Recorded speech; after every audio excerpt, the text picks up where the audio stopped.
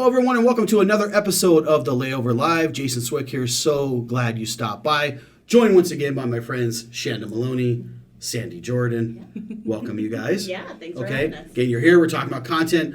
Previous episode, we were talking about social media and the changing landscape. Now, one thing I think is really important for DMOs is that effective content distribution, right? Naturally, we always think of the normal channels as we think about these things, search marketing, some of those other things, but I want to dive into a different place today and start to really peel back the layers of some of these things and think about content distribution. Certainly the consumer's path to purchase today is much more wider, I would say, than it need to be, right? Like it's been in the past. There's so many options. Digital transformations accelerated that. The pandemics accelerated that. We went from like just kind of being online to like really living online. I feel like we've evolved and accelerated these things several years. So it's a good time to start talking about distribution and what that might look like, because DMOs play a pivotal role in that for their destination. So really diving into it, I want to talk about with you guys some of the top forms of distribution, some of the things that we think of. When I think of it naturally, and I'll start with search, that's a great place, right? Many travel experiences start with search. Certainly that's pushing out more and more to social media, which I'm going to lean on you guys on to talk about that a little bit. But interestingly enough, even seeing how the search landscapes evolve with things like search generative experiences now. If you've gone into search lately and like if you've opted into some of the search results and you've seen that some of the results that are coming back to you in the SERPs are now pulling in AI and some generative, it's like, whoa, what is going on here? It's weird. Exactly. Right? Yeah, almost like 7 or 8 years ago, we started noticing that, Google's really stealing content from DMOs. Yeah, like what? We had all these cards popping up and these carousels, like really showing our content, and there was no reason to go to the DMO site, right? So this is just a new iteration of that, right? Yes. So that AI component now gives a clearer intent. It also helps to communicate a little bit faster. I can stack one search onto another, but it's still that same idea of that zero-click search. We don't really need to go to your website. We're pulling that content over. So the strategy for us remains the same. We still have to be engaging, have the newest, latest content available on our sites. So we're the one true source of that content, Authority's important. and that is how we eventually pull people over. But we're going to have to battle that initial, zero-click search element of like, I'm staying on the SERP and I'm not going to your website. Well, let's be the one to feed the beast, right? Exactly. And it also tells That's it's very, very true. I still agree with you on that. The search is still going to play a key role. It still makes up 7 out of 10 searches for most DMOs today. Still going to play an important part. Absolutely. But it's important now, just like we diversify our portfolios with our investing, we should be diversifying or think about diversifying our landscape with our channels and our dollars today more than we ever have before. And other places that we could distribute and get our content out there. So what are some other things? Any thoughts on social? Or ways social of that? For sure, and I think a lot of times, DMOs are probably just thinking, okay, I've got this one thing to share. That's the link. It's out there. Job done, right? You can completely make that, slice it and dice it multiple different ways. If it's a link to a blog, for example, obviously you can link it, caption, photo, but then you can also have a GIF with it and create that. Or if you have a video, you can slice that video multiple different ways. And one of the things that I really enjoyed doing from my past life, working in sports, is we would have a certain social channel that we could have a little bit more fun with. Right. We talked about this in the last episode, having a little bit more fun voice to your character. We would have like a total blooper reel on one side, but like, go watch the full episode over here. But like, this is the cutting room floor stuff. Exactly. You know what I mean? But it still made good engaging. content. Absolutely. And breaking that up. And that widens the footprint alone. Because you never know what's going to capture somebody's attention. So you might actually be telling the exact same story, but you're telling it in 2 different styles. And that gives you the ability to capture somebody else's attention who you might not have before. Well, I could not agree with you more on that. And thinking about that repurposing content, because we have been seeing that from the top of the hills for a long time, but like haven't seen too much of it put to practice, right? Certainly thinking of like the team at Traverse does a really good job with repurposing content and some of the things that Corinne and the team are doing out there. And then but also thinking about maybe this is a way to leverage AI, right? We've shared some tools on previous episodes about ways to take some of your long form content, put it into AI tools to get that short form content out that you can repurpose on reels, threads, YouTube Shorts, which you see in a lot of places. That's in other distribution areas that we're seeing on that side. So I love the idea of repurposing content. You should almost just be part of your strategy and workflow. Is thinking, how many ways can I take this and cut this up and distribute this and as say the same story 12 times. Seriously. And that's what you need to do, right? Seriously. To have that diversity. I think one great way to like get in the practice of doing that is to have your series of prompts that you're throwing into ChatGPT, for example. So you'll drop in a piece of content, maybe it's a blog post that was already produced, and have a series of prompts saying, create 3 tweets for me based on this piece of content. And I wouldn't say create 3 X's because I don't think ChatGPT. We're still not calling it X. We're not calling it X yet. It might push you to Twitter. That's right, exactly. Or create 3 ideas for Instagram Reels. Have those prompts just sitting off to the side, and every time you write a piece of content, get your newsletter copy out of that. Be able to repurpose all that content for various platforms. Now, you do want to make sure that you are editing this copy because you cannot trust what comes out of ChatGPT. Do not do that. Do not do it. Yeah. Interestingly enough, I saw a post recently from the team at Myrtle Beach that did that and kind of wrote a satirical piece on like using AI and how it still hasn't replaced humans, but some of the mistakes it makes. It's going to do that for a while, but it also does some other things really well. Yeah. So it gives you a really good starting point. Oh, it gives you a great starting point. And I love the idea of prompts. I saw Jeanette from New York present at Esto, and she had a really, really, really good presentation about the importance of prompts and starting to create a library of those things. And just doing the basic high-level stuff is great. You have to get really specific and break those things off into pieces and keep drilling down to get to the real meat of that stuff. So certainly as we think about distribution, thinking about ways to leverage AI for that so that you can get a lot for a little, just for lack of better terms, right? Email marketing too, right? Let's talk about the elephant in the room. It's if we think about first-party data, deprecation of cookies, email has had an unbelievable resurgence over the last 3 years. And it is a tool that we need to start leveraging more and more and more. I think oftentimes it's been my experience with destination marketing is we see lots of it, right, with Acton and other folks that it's historically, in my opinion, been treated as like a checklist item we just do every month without thinking of it as a true distribution strategic piece, right? So you have any thoughts on email at all? It's so important because that is your audience base. You own those contacts. You don't have anybody in your way in having that direct one-on-one communication. And because they've engaged with you before, they're much more willing to engage with you later. So making sure that you are serving that audience in a smart way. Now, don't just blast them with questions every week and expect to get answers, but do it in a smart way. You know that they're interested in your brand. They're interested in talking to you. Find really great ways to have that conversation and reciprocate with them. But that strategy should be one of the top strategies that you're focusing on because that is who you own. That is who you have zero barriers to. Right, absolutely. I was just chatting with somebody on our Acton team and being able to incorporate the Experian data and getting some more more drilled down data. Awesome. Like if I'm a single single household, no kids, I would have completely different content than somebody with kids and married, right? Absolutely. We would get 2 different pieces of content. Okay, yeah. I'm here to have fun. No, you have no lack of that, Shanda. Okay, just underline fun and put it on your shirt, right? No, good stuff there. How about the influencer space and stuff? I've heard certainly there's benefit to doing that from a distribution standpoint. DMOs have taken advantage of that. AI is going to disrupt that a little bit, but I think DMOs partnering with that certainly as we think about podcasting too, right? And not just for talking about the layover, but DMOs have done a tremendous job, in my opinion, with some of the stuff they've done in podcasting. It's a way to connect with your local audiences. I'm thinking of Krista Reynolds, the team with Discover Long Island and what they do with their local podcast, right?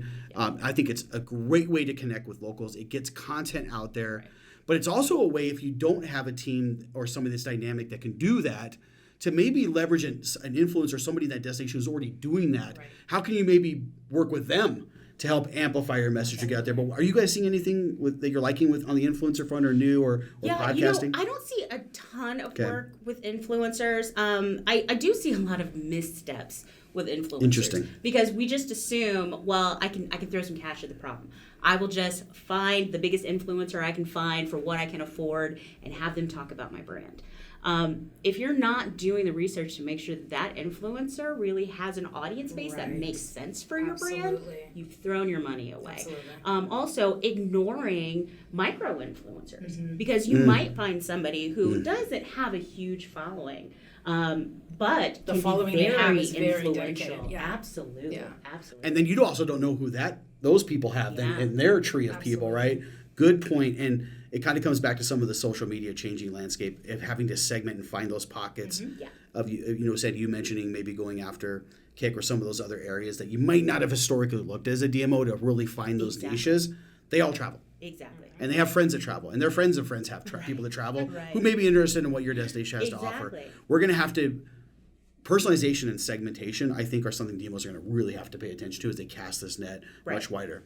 Okay, let's talk about maybe some effectiveness. So we talked about distribution getting out there, maybe measuring the effectiveness of those things, because that's important too. It's like so easy to get inundated and go, I should be everywhere and do all these things and cast my net. But if we're not measuring things properly or being effectively, that's certainly going to cause some problems, right? We have to be able to measure that impact. Right. What are thoughts or anything you want to share around a strategy and maybe the effectiveness of measuring that strategy? Any thoughts there? Yeah, I mean, for measurement, you always have to start with what was the goal in the first place. Right? So you can't just record a measurement and then say, okay, well, yeah, I got 27 good things, so we're good. You need to know what the goal is going into it. Yeah. And it's not necessarily just I'm looking for a percentage of organic growth. Right. It could be a very specific conversion that you're looking for. It could just be engagement with a particular video or moving down the page at a certain rate. But figure out what is it I'm trying to get this audience to do that's going to mean something to me. Once you set that goal ahead of time, then you can take a look and see how successful you are. And think about how you personally interact with that landing page or with that piece of content. What you're doing is probably going to be exactly what your audience is doing. So see where those barriers are and what stops you from hitting the goal that you expect that user to hit. Right. And same thing even with social, right? Like if we post something, maybe a lot of people saw it, but maybe our goal was to get people to engage with it, to share it, to retweet it, to do something, right? Exactly. So definitely, like you said, knowing what your goals are up front, and then, and tweaking as you go, right? So if I see that I got something out on social that got a lot of views but no engagement, maybe I need to go back and re-strategize how I'm going to rephrase, recut, chop up that content, and then let's try again. And that's one of the things, even when we were at our summit with our clients, people were like, well, how should I go about doing that? And I'm like, just test. Just test. You're not hurting anything. Just, keep throwing those noodles to the wall and see what sticks. Yeah, like you can look to search engine land or, other blog posts to see what do the experts say we should do. But that still is never going to be a reflection exactly of your audience. Absolutely. That gives you a general direction to go in. But you've got to do that testing against your own audience because there's so many tiny variants. I mean, we work in one industry and we have the benefit of being able to see trends happen a little faster because it is a single industry. But even still, we might have one destination that is very small, like a Paducah, for example, and their audience is going to behave very differently than an Atlantic City, which is a larger audience. So it just depends on the way that audience interacts with you. So you have to do that testing against your own audience. I love what you guys are saying around this too, and kind of even bringing that all together. Thinking about it helps me to compartmentalize things if I can think about things like in a funnel. Okay, right. You've got top of funnel, middle of funnel, and bottom, right? And that means something very different for a DMO that's informational versus another type of business that's transactional, right? I certainly got that.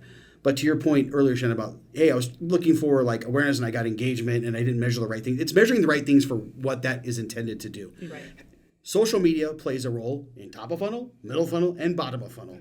Exactly. The different pieces in the targeting and how you marry those things together is going to be very different in those platforms. So understanding that for this segment, I'm measuring these things and I'm okay with just getting awareness and reach. Right. And leaving it at that, not expecting those awareness and reach things to convert. Because they are a step to move somebody to another place. Absolutely. Then your middle of funnel stuff, you ask a little bit more for and have a set of metrics for those things. And then your bottom of funnel type things, those desired actions, partner referrals, signing up for a newsletter, for DMOs, for some maybe doing some light sales and things like that. Okay, what are the pieces that are directly tied to that? But those people at that point should have already moved through the previous 2 stages, whether through your content or your advertising or somebody else's. Right. Mm-hmm. So segmenting those things and carving them out by funnel and having the right expectation for that thing. Yes. Right? Exactly. I think is really important. So I love that you guys said that. And I'm thinking of like others out there that I see doing a pretty good job from a content distribution standpoint out there. I think of like one that just comes to mind. It may not be as obvious, even like New Mexico tourism. Yeah. I spend a lot of time in the airport. Yeah. Okay. Every time I go through Dallas's airport, I see New Mexico's ads everywhere. Right. Okay. I drive through the billboards here in Arizona. I see New Mexico's ads. I see them on digital. They're doing a really good job of content distribution. I'm noticing it. So I'm noticing you, New Mexico. And you're doing a good job of knowing who your audience is and being in front of them in those moments to where I'm still thinking about it. But I think of others in the space. I think about what Puerto Rico has done in the last 5 years. Oh my gosh, they've done an amazing job. Vegas always comes to mind. Lauderdale comes to mind. These are all ones. Is there anybody else out there you guys see that do a good job that you feel like of distributing content across multiple platforms? Like Myrtle Beach does a great job with, and the team over there. Sure. I see that they take chances. You talked about testing and failures and trying things out, not being afraid to do new things. Is there anybody that comes to mind outside of maybe those that I mentioned, or doing a good job with distribution that maybe people watching could reach out to and ask them their approaches and some of that? Yeah, you mentioned Visit Lauderdale, but that they definitely, I think, are so strong in weaving that story together from their social footprint to the blog and then to the website.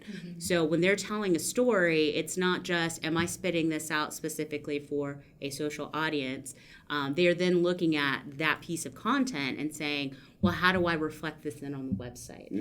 And you can see it in their numbers. They really have strong engagement, not just across social, but pulling that social audience in and dropping them onto the website. Love that. Love that. Shanda, Greater Palm Springs is another. Oh, great example. Great example. They have Colleen and the team, they're Palm killer. Springs, and they have their desert people. So they know how to really target and create content for those audiences. Like Palm Springs, killing it all the time. Yeah, and for distribution. And you know what I love about them? They're a great example too. Is they know their brand. Right. Absolutely. And their brand's weaved into everything. They're very self-aware. So great example there. I love that. So great. In the conclusion, I think, just measuring the effectiveness of any content strategy. Like we talked about numbers and objectives. It's not just about that though. You have to understand your audience, their behavior, so that you can serve them better and meet them where they are. Right. And that's really, really important. So great job there. Yeah. So finally then leads us to caption this. As you know, we like to share a photo each and every week on social media. This gives you a chance to engage with content at SimpleView and really take a look at that photo and give yourself the opportunity to win some SimpleView swag. We are going to pick the best comment for that. Here's our pick this week. Nothing unlike what I used to look like at times. Okay, story one. Maybe now. Let me tell you. One time I went. I'll give you a quick story. Right. One time and it wasn't swimming though. I went skiing. This is one of the first times I ever went skiing. I was up in Utah. I was skiing at Alta, right, with a buddy. And I went out there. I'm like, it'll be fine. I was younger. I was in my 20s. And, which feels like a lifetime ago. But we went out, did some skiing. And cool air, I'm not feeling anything. Put no sunblock on. Oh, my God. I look like this kid when I was done. Face blisters, the whole works, right? Couldn't even open my mouth. So this initially brought back some horrifying memories for me of skiing and getting home and going, oh, what has happened? So I have a few things and maybe some choice words for this caption this, but please take a look at social. Leave that. We'll send you some SimpleView swag for that best caption this. So ladies, thank you so much for tuning in. Great conversation. Great photo choice for the end of summer too. How about that, right? That's pretty close to how I look with goggles and no shirt on. Okay, great guys. Thanks for tuning in each and every week. We really appreciate it. We'll see you next time. Thanks and have a great day.